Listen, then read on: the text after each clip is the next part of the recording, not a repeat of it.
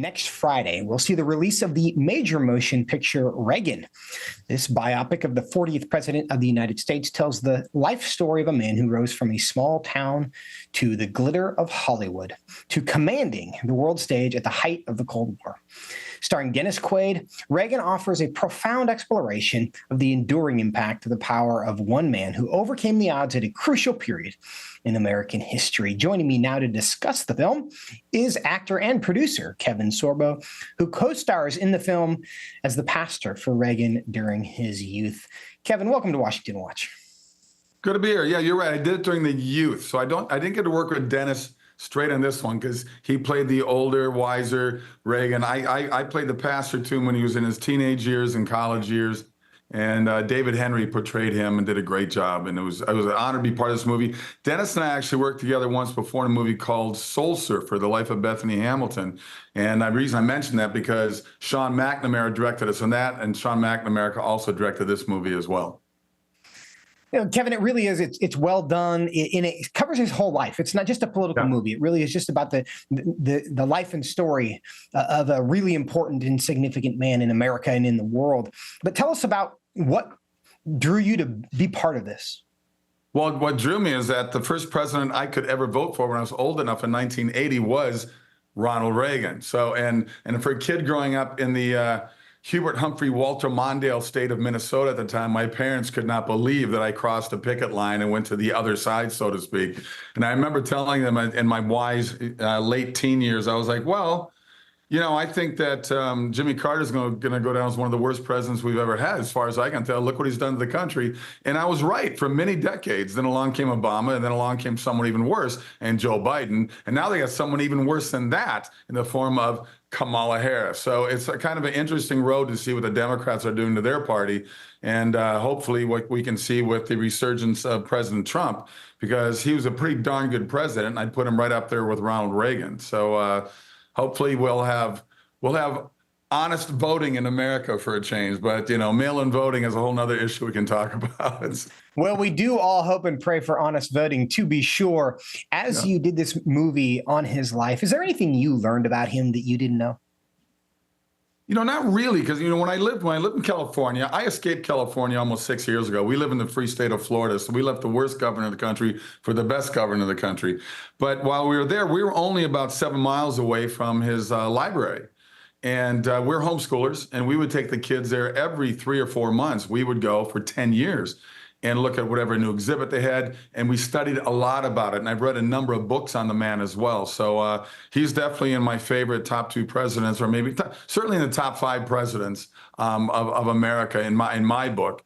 And, you know, it didn't really shock me or anything. I didn't learn anything especially new, but it was just fun to be part of this movie because I think it's a wonderful story. And I hope both sides go to it with open minds and open hearts and just check it out. It's just a great movie. You know, I have 4 teenagers myself, Kevin, and this is only important because as I talk to them, I realize about how much they don't know about the things that are in my memory now. And when we talk about figures in the 80s, they just don't know. And so I'm grateful for this because it's a way to introduce them to an important period of life that they just didn't live through. And sometimes I forget the things that they don't know about. And this is a great tool. It's a really, really well done and fun movie. But I understand there might be some parallels between President Reagan's faith journey, which is a big part of this story, and your own. Oh, certainly there is. I mean, you know, to me, I've always been a Christian. I've always been a conservative as far as I knew, as far as, you know, politics got involved in my life when I got into high school. But, you know, Reagan went through quite a few changes in his life. I mean, he was a Democrat at one time. He was actually the president of the Screen Actors Guild before he became governor in California as well. But you know, you look at what he realized, how important faith was in terms of not only leading the country, but leading his own life. He was I mean, if anybody can ever get to his Santa Barbara ranch, he was a very humble man. When he brought Gorbachev there, Gorby could not believe that the house, he thought that was one of the servants' quarters. He thought he'd have some, you know, big castle or something like that. So it was interesting to see how of a humble man that he was and how much he loved this country and loved America. And in fact, one of his, I won't say this won't be word for word, but of course, when he said, you know, we're only one generation away from losing our freedoms, and he was completely right. you look at the freedoms that are escaping us as Americans over the last 20, 30 years, it's unbelievable, and it's accelerating on itself. And, we live in a very divided country right now. And I think we need somebody in that Oval Office that is a believer in what this country is and has been and what it has stood for. And so, obviously I'm crossing every finger I got to say this has got to be Trump getting back in again. It has to be, because we're well on our way on losing our country forever. Well, Kevin, we've got about a minute left, but we know Hollywood's leanings generally. What kind of impact has a movie on Reagan had in the entertainment industry? We're going to find out soon enough, I think. I find interesting. I mean, I'm really the first cancel culture victim out of Hollywood. I was booted out about 10 years ago by my agent of many decades, saying we can't work with it anymore because of the things you're posting on social media. And I said, what's that, the truth? I mean, it's insane what we're doing right now. I don't post hatred. I don't post about killing people or attacking people or dividing people more. I just post the truth. My Twitter is very sarcastic, but there's a lot of truth that I post in there as well.